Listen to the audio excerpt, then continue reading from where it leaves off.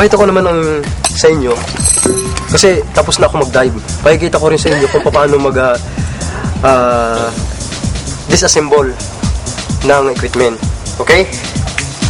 Una, hindi ninyo matatanggal itong valve. Okay? Kasi itong valve nito, mahigpit ang kapit kasi dahil meron siyang pressure. So, kailangan muna unahin, patayin yung valve ng tanks. Close. Okay?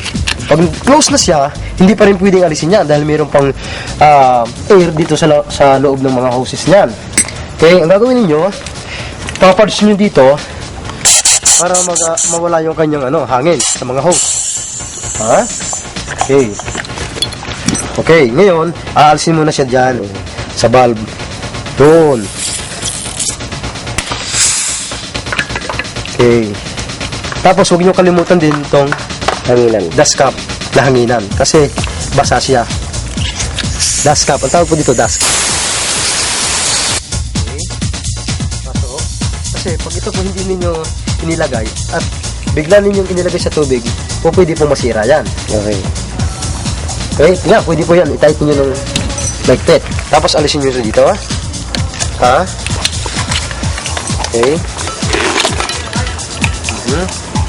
Lagyan po sa inyo pili.